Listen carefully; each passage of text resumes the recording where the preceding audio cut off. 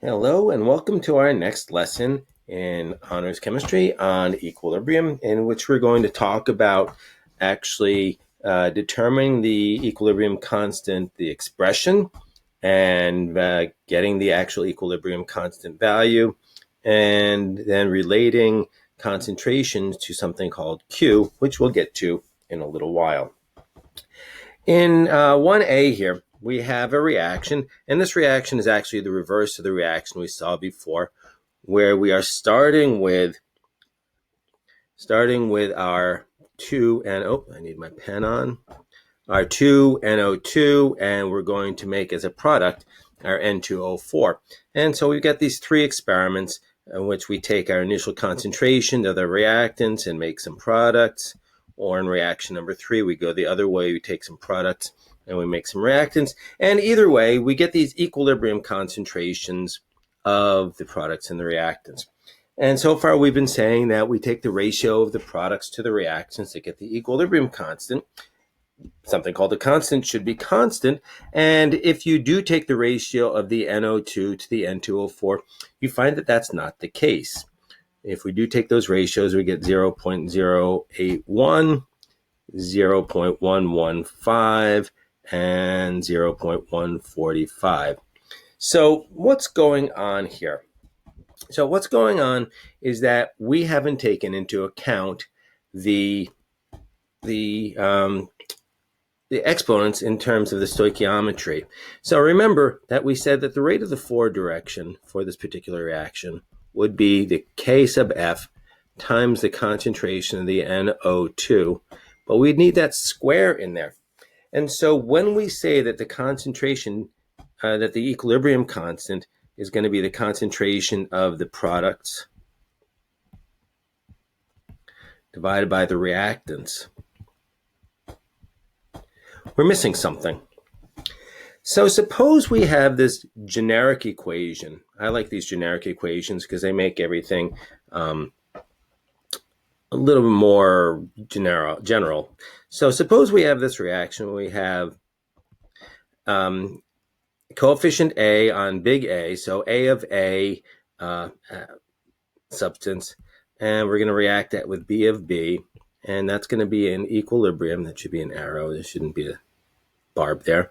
Going to little c of C and little d of D. Notice we've got these coefficients here, and those coefficients, just like up above, those coefficients are going to have to go into the equation.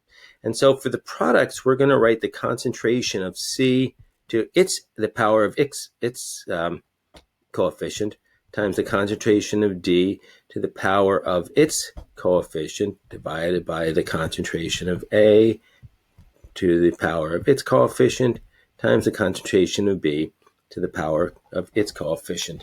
And so the important rule we're going to notice is that the coefficients of the substances in the overall reaction become the exponents. So coefficients are going to become exponents in this KEQ. So for this specific reaction, now what we're going to have, since we've got that 2 up there and we have an implied 1 in here, what we're going to get is that the KEQ, the equilibrium constant for this, is going to, let's put in the products over the reactants just to remind ourselves. Products over the reactants. And that's going to equal the concentration of the N2O4 divided by the concentration of the NO2 quantity squared. So now we've got that squared in the denominator, and that's going to make all the difference in the world. So let's cross off those incorrect values, and let's reevaluate for our correct values. Now, this part right here, you don't have to include the product over reactants, but this part right here, this is called the Keq expression. When I have the Keq equals the specific chemicals, but no numbers yet, that's just the expression. Now let's put in some numbers. For reaction number 1, we can put 0.00140, and we can put 0.0172 quantity squared. I'll get to the concentrations and why we're dropping the units in a moment. And if we do that work, we get 4.73. So let's take that number 4.73, and put it up in our table here. And if you crank through the other calculations, you'll find that you get 4.74 for reaction number 2 and 4.70 for reaction number 3. And to the best of our ability to measure things and knowing that there's going to be some rounding errors, this is an equilibrium. This is a constant value. Now, let's talk about units. All equilibrium constants are going to be unitless. The reason why they're unitless is a little esoteric, but in general, just understand what you're really doing is you're dividing out the molar, because what you're doing is what you're actually putting into the equilibrium constant is the concentration ratioed to the standard concentration of 1 molar. So you're always going to divide out that molar. So anything divided by 1 molar is just going to give you that value back without any units. And this makes Keq also having no units. And that's probably a good thing, because you could really get into the weeds trying to worry about the concentrations and getting the right units. All right, so let's now take a look in B, how to just determine the equilibrium constant expression. So I want the equilibrium constant expression. Notice there's no numbers given. So all I want is the products over the reactants. So the Keq, we're going to take our NH3, the ammonia. We're going to square that because there's a squared, there's our 2 for the coefficient. Then we're going to divide by, for the reactants, we have the nitrogen. That's going to be to the first power. You don't have to put that in, but there's that implied 1 there. And the concentration of the hydrogen cubed. And that would be the equilibrium constant expression for the formation of ammonia from nitrogen and hydrogen gas. All right, pretty straightforward. So far, so good, I hope. And so far, we've only been dealing with things that are gases. Now we're going to complicate things just a little bit. And what we're going to do is we're going to take a look at this reaction in which we've got a liquid and a solid. Liquid in the reactants and a solid in the product. Now, if we were to write the equilibrium constant expression, Keq is equal to the concentration of the C6H12O6 times the concentration of the O2 squared. I'm sorry, squared to the 6th power. I was thinking of the O2. To the 6th power divided by the concentration of the CO2, again to the 6th power, and the concentration of H2O to the 6th power. Remember, we're assuming for the purposes of equilibrium that these reactions take place in one step. Probably not the case, but for the sake of writing the equilibrium constant, it actually doesn't matter. Now, here's the thing. When we look at an equilibrium constant, the concentrations of solids and liquids are never going to be included in the Keq. Only include aqueous and gas in those Keq expressions. That's because the concentrations of solids and liquids are actually the molar concentrations. So they are constant because that's their density. Okay, the densities themselves are constant at a given temperature. So we're going to always assume we're at a certain temperature. Only aqueous and gas can change their concentration. So only aqueous and gases are what matter. Now, officially, the convention is to take the concentration of solids and divide it by the standard concentration. Since those are all the same, the value is 1, right? The concentration is the density. The density divided by its standard density density divided by density is going to equal 1. So those basically get canceled out. So what we're going to do is let's cross off the solid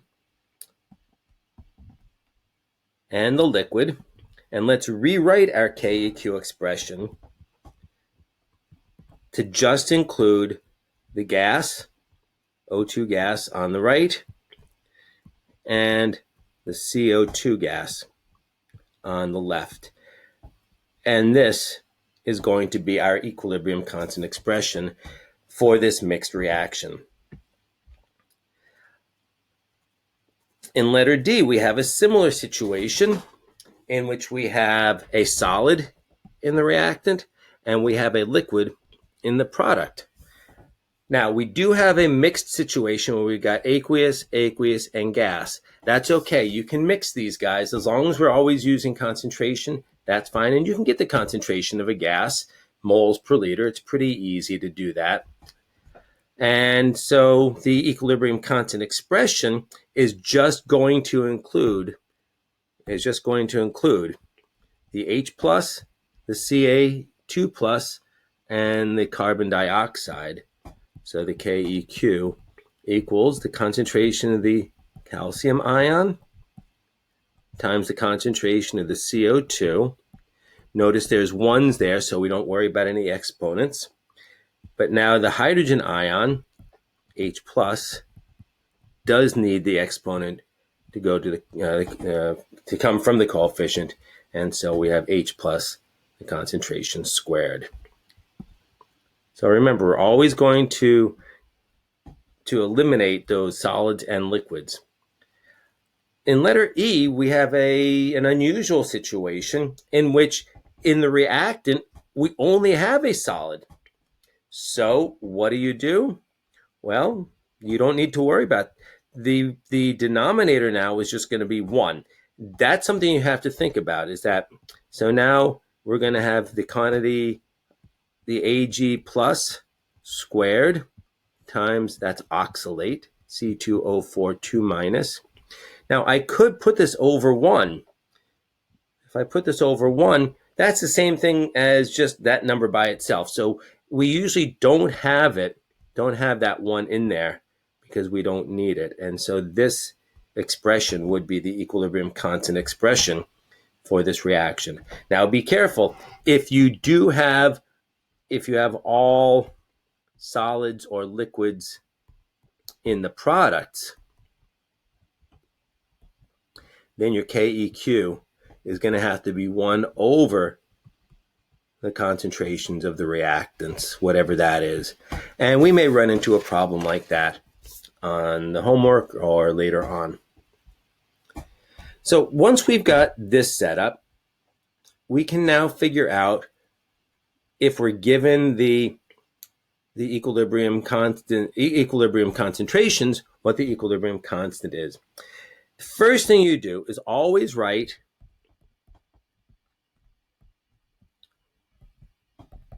the expression first. And I always want you to start with Keq equals, because if you don't put Keq equals, you just start putting a ratio there, what does that mean? You want to tell the reader what it is you're calculating. So for this particular reaction, Keq, products, the Hi, the second power because of the coefficient, divided by the concentration of the H2 times the concentration of the I2. So again, this part is the expression. Now let's plug in some numbers. We've got the numbers, so let's plug them in. We've got 5.0 quantity squared divided by, we've got 0.50 for the hydrogen, 0.90 for the iodine. And when you do this, we get a value of 56 for the equilibrium constant. Notice this is a value that's greater than 1. So because Keq is greater than 1, this favors the products and you know that the K in the forward direction is greater than the K in the reverse direction. And from that, you could probably tell that this is going to be an exergonic reaction because it's favoring the products. So those things go together. This would be something that's said to be spontaneous in the forward direction.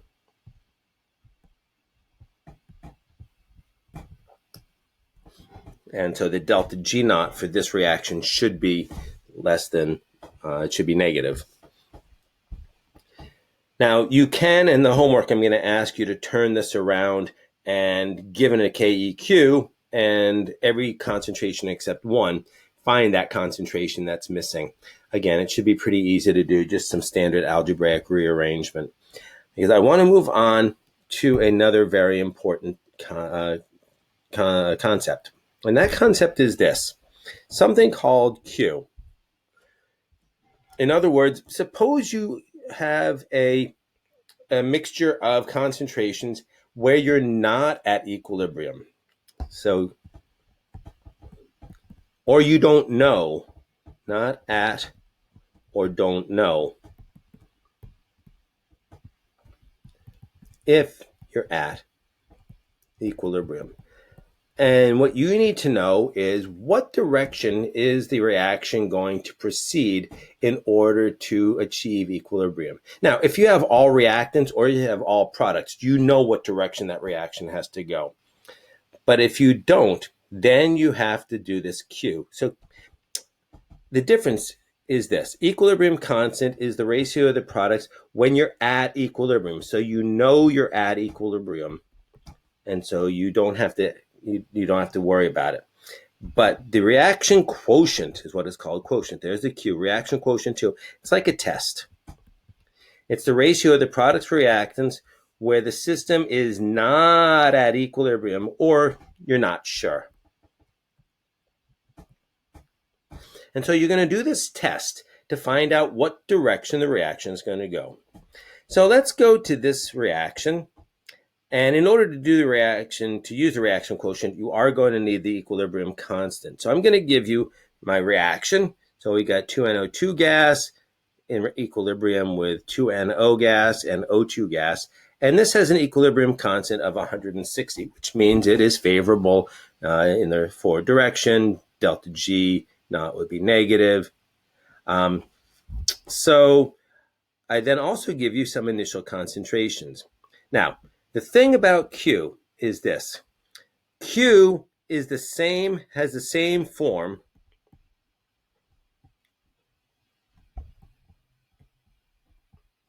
as KEQ. So when I write Q equal products over reactants, I'm going to write exactly the same thing I saw before. This is going to be the concentration of the NO squared times the concentration of the O2 divided by the concentration of the NO2. Sometimes squared. Sometimes people put a little I down here for the initial concentration, just so you know that you're not at equilibrium. Let's put the I's there as well. You don't have to do that, but sometimes I will do it. So just in case you see that there, you'll know why. So now we've got the products over the reactants in chemicals. Let's put in some numbers. The concentration of the NO is 0.080. Square that. This is the most common thing that people forget to do is you put in the square, you forget to square it, or you put the square in the expression, you forget to put it in the numbers. Don't forget to do that. The concentration of the O2, 0.020, divided by the concentration of the NO2, 5.0 times 10 to the minus 4, quantity squared. And when you do this math, you get 510. And you can do the math if you want to. So this is 510 is Q. Next, what good does this Q do? Well, we're going to compare Q and KEQ. In this case, Q is greater than KEQ, right? So Q is 510, KEQ is 160. So Q is larger. What does that mean, having Q being larger? What that means is the following. If we come back up here and look at this expression, Q being larger means we either have too many products, too few reactants, right? If the denominator is too small, it's going to make that value too big, or some combination of that. But you can look at it either way. Too many products, too few reactants. So what does that mean in terms of the reaction? All right, let me put that up here. Too few reactants, too many products. Well, maybe you're thinking ahead and you're saying, now wait a minute, if I've got too many products, maybe I need to get rid of some products and make some reactants. All right, so here's what we're going to do. Since Q is greater than KEQ, the ratio of products over reactants, I'm just going to abbreviate it here for brevity, is too large. Okay, so too many products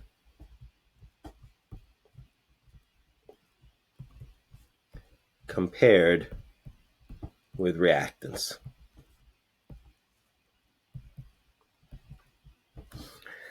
What does that mean in terms of what the reaction is going to do? The reaction will proceed in the reverse direction.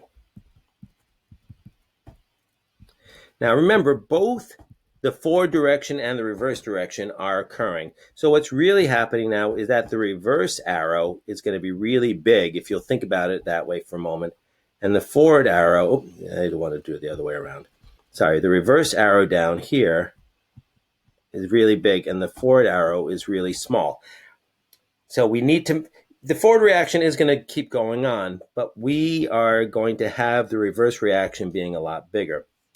And what's going to happen is we're going to consume those products and form reactants. And what's going to happen then is Q will decrease. Right? P is going to go down, so P over R. The products are going to go down, the reactants are going to come up. Q will decrease until Q again equals KEQ. And when Q equals KEQ, then there's no more shift. No more shift. We call it a shift. All that means is what are we favoring? Which direction are we favoring temporarily? So let's now summarize all that we just saw. We saw the third bullet down here. We'll get to that in a moment. If Q is less than KEQ, then the reaction proceeds. Well, Q is less than KEQ. We have this down here, the first side. This is a graph of Q or K. The blue line is Q.